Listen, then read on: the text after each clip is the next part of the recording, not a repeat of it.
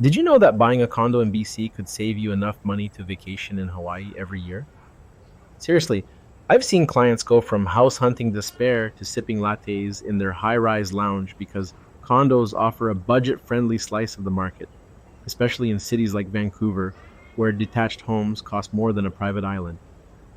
Let me tell you, after 20 years in real estate, I've watched condos become the unsung heroes for first time buyers, downsizers, and even investors. Just last month, I worked with a couple who were this close to giving up on home ownership. They'd been priced out of single family homes repeatedly, but when we found them a condo near Stanley Park with a gym and concierge, they realized they weren't just buying square footage, they were buying freedom from shoveling snow and fixing leaky roofs. But, and there's always a but, condo life isn't all rooftop sunsets and shared saunas. Let's get real. The pros? Oh, they're juicy. Lower maintenance means more time for, well, anything that isn't mowing a lawn. Amenities?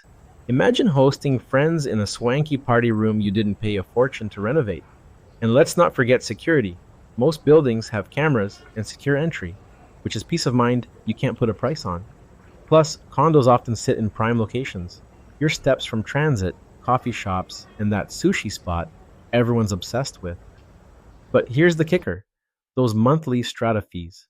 I've seen fees climb faster than a toddler on a sugar rush. One client's fees jumped 20% in a year because the building needed new elevators. And privacy? Let's just say if your neighbor decides to practice their midnight tuba skills, you'll hear every note. Then there's the strata rules. Painting your front door neon pink might require a committee vote.